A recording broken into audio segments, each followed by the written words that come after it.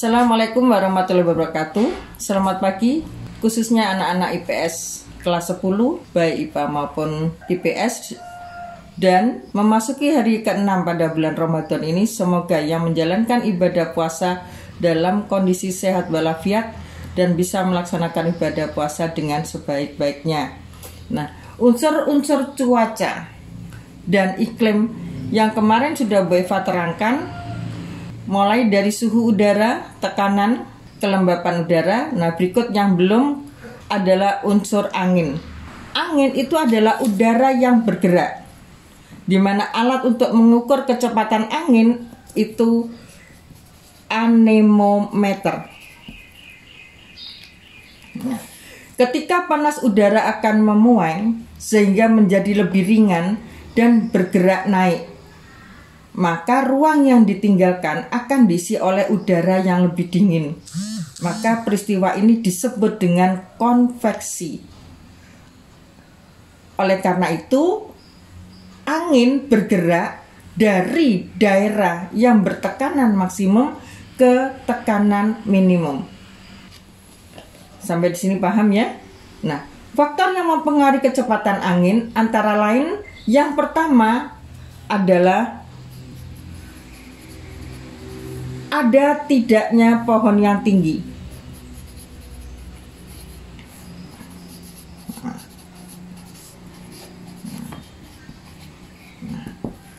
Pohon yang tinggi dapat menghambat daripada kecepatan angin. Maka untuk anak-anak pada saat angin bertiup dengan kencang, maka jangan sekali-sekali berada di bawah pohon. Karena jika pohon tadi tidak kuat menahan daripada kecepatan angin ini, maka pohon ini akan tumbang dan kamu akan celaka jika berada di bawahnya. Yang kedua adalah relief permukaan bumi. Nah, di mana relief permukaan bumi ini, angin akan bertiup sangat kencang sekali pada daerah-daerah yang rata dan tidak ada rintangan. Relief yang rata ini contohnya adalah gurun ataupun lautan. Nah, makanya kenapa di lautan itu ataupun di laut angin akan bertiup dengan kencang sekali. Kenapa? Karena di atas laut tidak ada hotel, tidak ada mall. Nah, sehingga angin bertiup dengan kencang. Begitu juga dengan di daerah gurun. Makanya kenapa orang-orang di daerah gurun itu selalu memakai cadar, karena terutama untuk apa? Untuk menghindari daripada terpaan debu maupun pasir yang bertiup dengan yang diterbangkan oleh angin.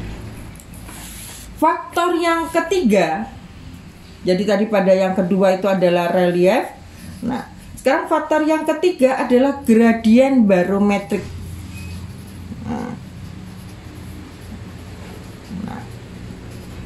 Faktor yang ketiga adalah gradien barometrik. Yang dimaksud dengan gradien barometrik adalah angka yang menunjukkan perbedaan tekanan udara melalui dua garis isobar yang dihitung tiap 1 derajat di ekuator itu sama dengan 111 km. Ya. Jadi 1 derajat di ekuator itu sama dengan 111 km. Nah, sekarang kalau misalkan ada contoh soal, misalnya diketahui garis isobar 1, misalnya di mana tekanan udaranya adalah 2010 milibar, dan garis isobar yang kedua, ya, di mana tekanan udaranya adalah 2000 milibar. Ya. Tadi pada definisinya adalah angka yang menunjukkan perbedaan tekanan udara.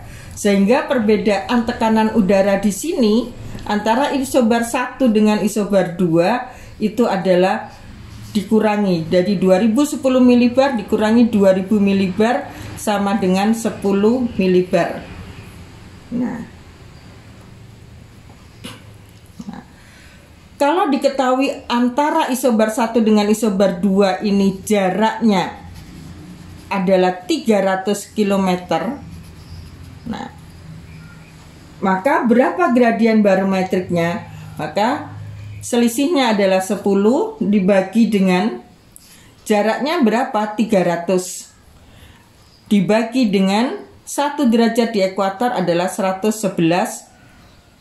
Nah, sama dengan, nah jadi supaya kamu mempermudah untuk menghitung, ini kalau Beva catatkan, ini kan 10 per 300 per 111. Maka ini sama dengan 10 dikali dengan, ini kamu balik, 111 dibagi dengan 300. Nah, berarti di sini 111 dibagi dengan, ini nolnya dicoret, 30. Maka hasilnya ketemu 3,7 milibar. Paham sampai di sini? Nah, faktor yang keempat daripada kecepatan angin ditentukan oleh apa? Hukum Stephenson. Nah, di mana bunyi daripada hukum Stephenson itu adalah kecepatan angin yang bertiup berbanding lurus dengan gradien barometriknya. Sehingga semakin besar daripada gradien barometrik, maka semakin besar daripada kecepatan angin. Nah, dan unsur daripada iklim dan cuaca yang terakhir, yang ketujuh, itu adalah curah hujan.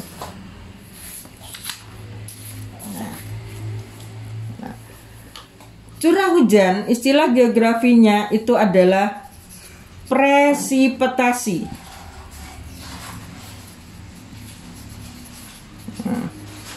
Alat yang digunakan untuk mengukur curah hujan namanya adalah regenmeter, atau bisa juga memakai fluviometer.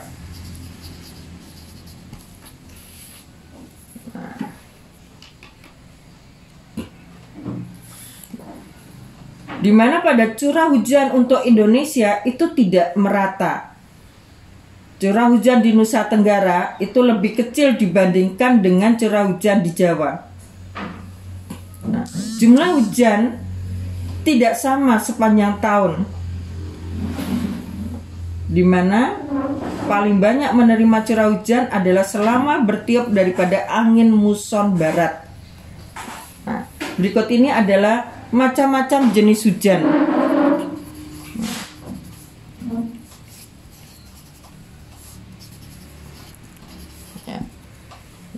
Yang pertama adalah hujan zenital.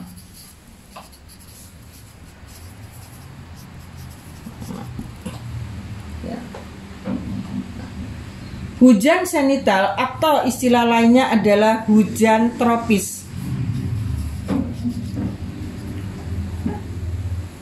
Namanya aja hujan tropis, maka hujan yang terjadi di daerah tropis. Disebut juga sebagai hujan naik ekuatorial. Hujan ini terjadi setelah pemanasan maksimal, yaitu pada pemanasan maksimal itu pada pukul berapa? 14.00 sampai dengan 15.00. Jadi kalau kamu pulang sekolah lalu tiba-tiba curah hujan turun, maka ini kita namakan dengan hujan zenital. Yang kedua itu adalah hujan musim.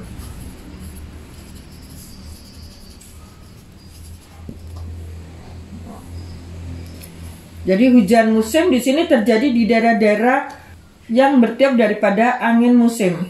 Nah, dimana kalau hujan zenital di daerah musim mengalami perubahan karena dipengaruhi oleh angin musim. Contohnya di sini adalah Pulau Jawa.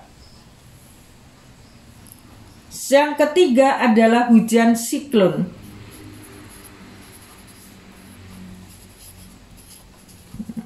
Untuk hujan siklon ini terjadi di daerah 40 sampai 60 derajat LULS. Nah, di mana angin di daerah sedang selalu disertai dengan hujan. Sebab di daerah siklon udara naik ke atas menjadi dingin. sehingga dapat dikatakan bahwa hujan ini akan berlangsung sepanjang tahun. Yang keempat adalah hujan musim dingin.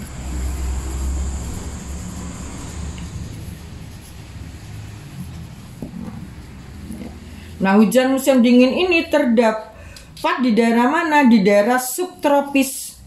Nah, sedangkan pada daerah subtropis itu antara berapa? 23,5 sampai 40 derajat LULS. Nah, ya.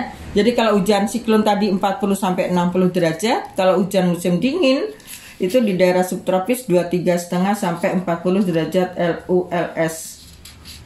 Nah, sekarang kalau hujan musim panas yang kelima. Nah,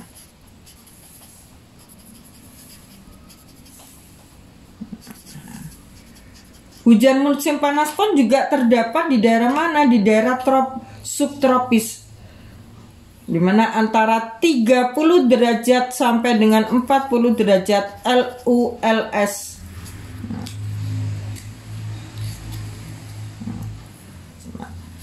Yang mengalami daripada hujan musim panas ini antara lain adalah sebelah tenggara Amerika Serikat, Argentina bagian utara, Uruguay, Brasilia Selatan, Cina Timur, Jepang, dan pantai timur Afrika Selatan. Dan hujan yang terakhir adalah hujan orografis atau hujan pegunungan. Nah, di sini nanti akan gue beri gambar. Ya. Hujan orografis atau hujan pegunungan.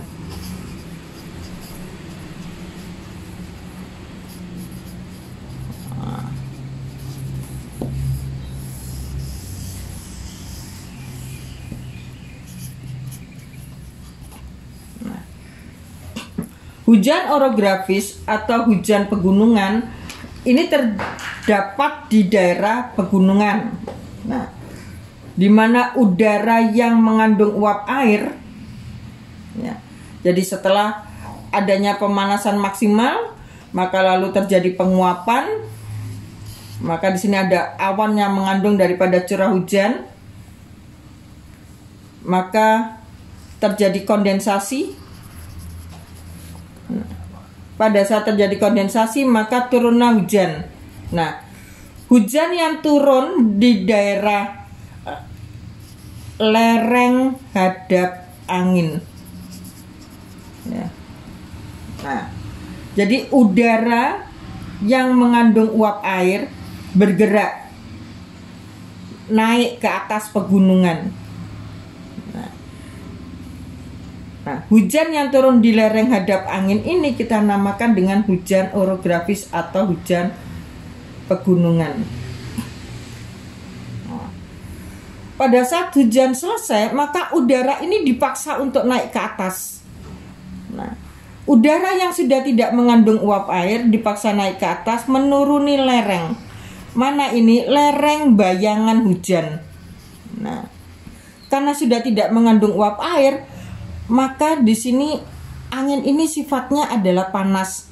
Maka inilah yang dinamakan dengan angin jatuh panas atau angin fon. Nah, ya.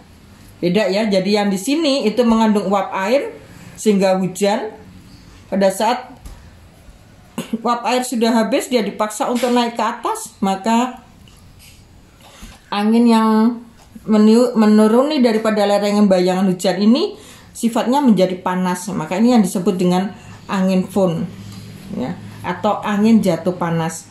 Nah, angin fon atau jatuh panas ini karena sudah tidak mengandung uap air, maka di sini bersifat kering dan panas sehingga banyak sekali merusak tanaman. Nah, contohnya misalnya di Deli Serdang, Sumatera Utara, maka bertiup angin bohorok. Nah, di mana angin bohorok ini merusak daripada tanaman tembakau. Lalu angin gendeng, nah, yang ada di Probolinggo dan Pasuruan, maka angin ini merusak daripada tanaman bawang merah. Lalu berikutnya ada lagi contohnya adalah angin berubu. Angin berubu ini bertiup di Ujung Pandang atau Makassar. Nah, ada lagi angin kumbang yang bertiup di Cirebon. Dan yang terakhir adalah angin wambro.